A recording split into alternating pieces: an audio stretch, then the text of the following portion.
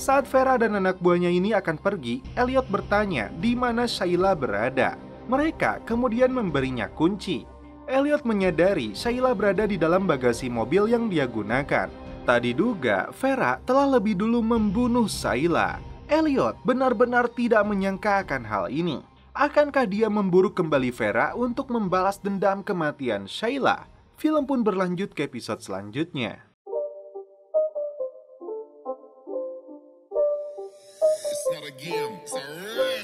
Halo guys, kembali lagi bersama saya Stephen di channel Broview. Kali ini saya akan melanjutkan kembali alur cerita film dari Mr. Robot. Dan sekarang kita masuk ke season 1 episode yang ke-7.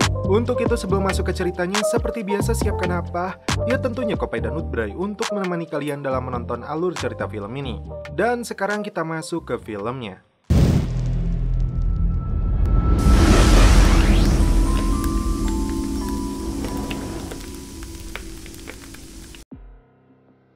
Di awal film, Elliot kembali ke apartemennya setelah menyaksikan teman dekatnya Sheila dibunuh oleh Fernando. Di sini diceritakan awal mula perkenalannya dengan Sheila.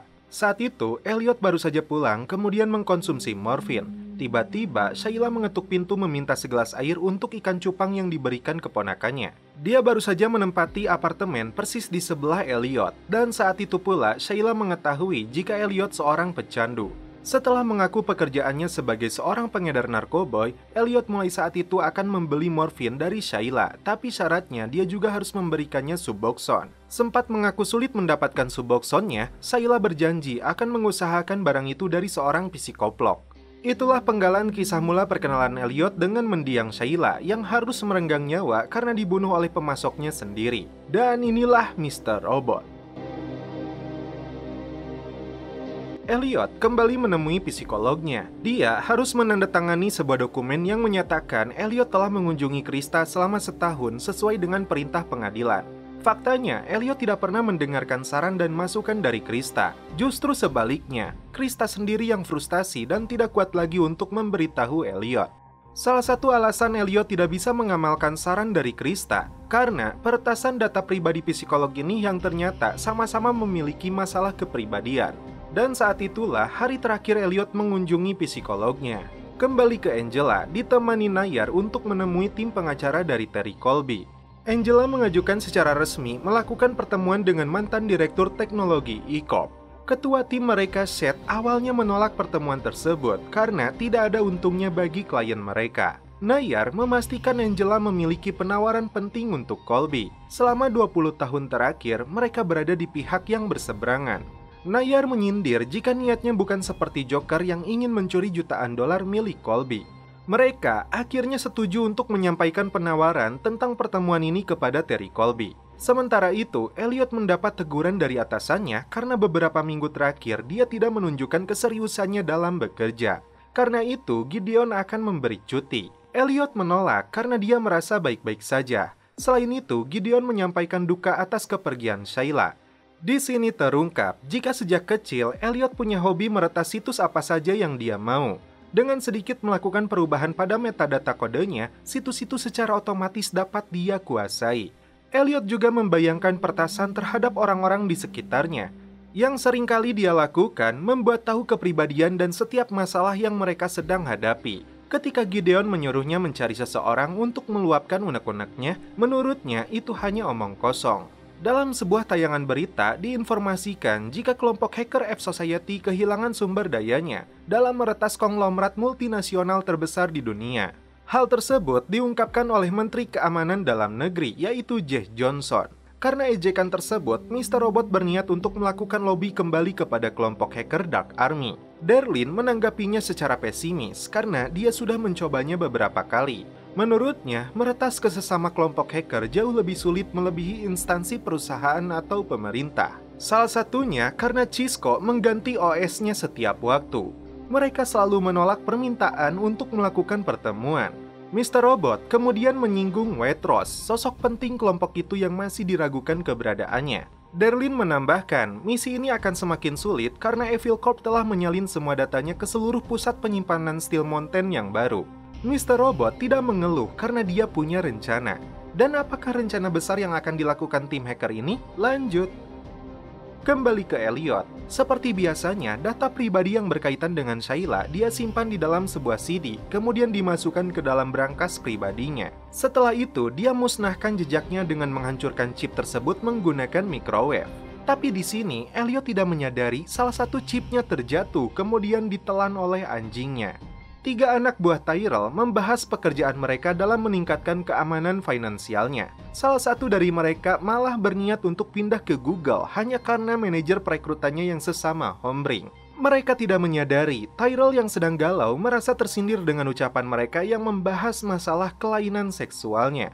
Karena sudah muak dan terpancing, Tyrell langsung memecat ketiganya. Nayar memanggil Angela untuk membahas situasi yang mereka hadapi sekarang dengan jaksa pemerintah. Pihak pengacara Colby memberi respon kepada Nayar karena mereka ingin jaminan kekebalan sebelum pertemuan dilakukan. Selain itu, Angela hanya diperbolehkan bertemu dengan Colby seorang diri tanpa ditemani pengacaranya ini.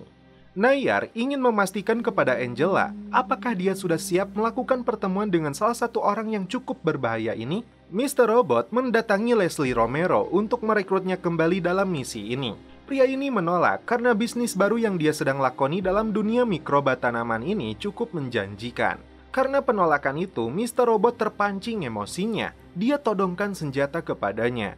Romero terlihat ketakutan, tapi Mr. Robot rupanya hanya menggertaknya saja dengan tingkah konyolnya itu. Dia lemparkan senjata itu, tapi Mr. Robot pun tidak mau mendengar penolakannya lagi. Dia tunggu kedatangan Romero di markasnya untuk kembali menjalani pertempuran sesungguhnya mengubah dunia ini. Singkat cerita, Angela datang menemui Terry Colby secara pribadi. Tanpa basa-basi, mantan dirut teknologi E-Corp ini menyuruh Angela menulis jumlah uang yang dia inginkan. Merasa direndahkan, Angela langsung bertanya kepada Colby, apakah di tahun 1993 dia pernah mengikuti rapat Dewan Eksekutif? Angela ingin memastikan apakah dia ikut terlibat dalam rapat keputusan untuk mengabaikan limbah kimia berbahaya di Washington Township. Jika Colby mau menjawabnya, Angela akan membantu kasusnya. Tapi syaratnya, Colby mau bekerja sama untuk melawan para eksekutif di E-Corp yang menutup-nutupi kasus pembuangan limbah resin epoksi yang ilegal. Sebagai gantinya, Angela akan bersaksi telah memutuskan rantai pengawasan terhadap file dat yang menjadi inti dari kasusnya. Colby baru sadar jika Angela bekerja di Allsafe yang menjadi titik mula kasus yang menjeratnya. Sesuai dugaan pengacaranya, Terry Colby benar-benar berbahaya, sama sekali tidak mau merespon niat baiknya. Dia justru merendahkan Angela dan mengusirnya keluar. Sebelum pergi, Angela memastikan Colby akan menerima ganjaran atas semua kejahatannya. Merasa ada masalah dengan anjingnya, Flipper dibawa ke dokter hewan. Elliot tidak menyadari anjingnya ini memakan chip yang terjatuh. Untuk sementara waktu, anjingnya itu dirawat, berharap sesuatu yang dimakannya itu akan keluar dengan kotorannya. Setelah pertemuan tersebut, Angela kembali mendapat telepon dari Nayar jika Colby ingin menemuinya kembali. Darlene menemui seorang hacker yang kecewa karena alamat IP dan namanya digunakan untuk menghubungi White Rose. Tindakan berbahaya itu menurutnya akan berimbas kepada mereka berdua. Tapi kabar baiknya, mereka merespon permintaan Darlene tentang pertemuan ini. Sebelum pergi, pria ini menasehati Darlene untuk berhati-hati karena dia tahu nasibnya ke depan akan seperti apa. Angela terkejut Colby merubah keputusannya. Sesuai permintaan Angela, dia menceritakan pertemuan yang dilakukan bulan Januari tahun 1993 yang membahas tentang limbah berbahaya ini. Sekretarisnya yang bernama Elaine mengatur rapat pembahasan tersebut di lokasi bar yang baru saja dibuka Jim, karakter utama dalam cerita ini. Belum tahu apa jabatannya, yang jelas dia adalah seorang mafia. Mereka yang terlibat dalam pembahasan itu berada dalam kondisi mabuk dan mengabaikan limbah berbahaya yang akhirnya membunuh banyak orang termasuk Ibu Angela. Setelah 20 tahun, Colby baru sadar telah membuat keputusan yang salah. Scene berpindah ke gedung E-Corp. Pesta kecil digelar untuk merayakan pengangkatan Scott Knowles sebagai direktur teknologi yang baru. Tyrell dan istrinya yang hadir bisa merasakan kekecewaan besar yang dirasakan oleh Tyrell. Di sela pesta itu, Tyrell kembali mendekati Sharon untuk merayunya. Tyrell yakin meskipun wanita ini telah melaporkan perbuatannya kepada Scott, tetap saja dia merasa Sharon menyukainya. Tyrell kemudian mengajak Sharon untuk menemuinya di atap gedung ini yang aman dari CCTV. Kembali ke Angela, niatnya untuk bersaksi terhadap kasus Colby rupanya tidak disetujui oleh Gideon. Imbas dari kesaksian Angela nanti akan merusak citra Allsafe kepada kliennya. Perusahaan ini akan bangkrut, karyawan dan seluruh keluarganya akan merasakan imbasnya juga. Jelas, Gideon sangat kecewa kepada Angela. Tak diduga, Sharon naik ke atas atap untuk menemui Tyrell. Sharon telah terjebak dengan rayuan maut dari Tyrell. Dia tidak menduga sifat aslinya adalah seorang psikoplog. Lehernya langsung dicekik hingga Sharon harus merenggang nyawa. Setelah mendapat peluang dari White Rose, Darlene menemui rekannya Trenton untuk mengajaknya kembali dalam misi besar mereka. Sebelum itu, dia ingin tahu apa sebenarnya motivasi Darlene dalam misi ini. Menurut pendapat Trenton, rekan mereka Mobley hanya ingin menghabiskan waktunya, sedangkan Romero mencari ketenaran. Alasan-alasan itu sama sekali tidak menarik untuknya. Bagi Torrento, ini berhubungan dengan awal kisah orang tuanya yang datang ke negara ini untuk mencari kebebasan. Ayahnya bekerja 60 jam seminggu mencari celah pajak bagi para agen seni jutawan. Sedangkan ibunya punya hutang hingga puluhan ribu dolar hanya untuk mendapatkan gelar sarjana online. Mereka begitu bangga dengan Amerika, tapi nyatanya mereka akan meninggal dengan utang. Bagi Darlene, pertemuan mereka adalah sebuah takdir. Karena itu, misi ini harus diselesaikan. Untuk pertama kalinya, orang yang meretas Oli datang menemuinya. Dia sempat menolak dan menyuruhnya untuk langsung bertemu dengan Angela. Terpancing dengan penolakan Elliot, hacker ini mengancam akan mempublikasikan seluruh data pribadi miliknya.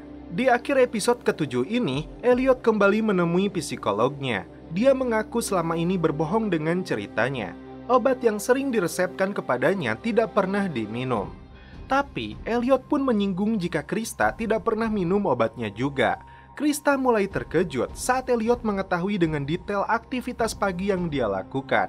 Bahkan, kegiatannya dalam membeli permen loli dengan kartu kredit Evil Corp-nya pun Elliot sudah tahu.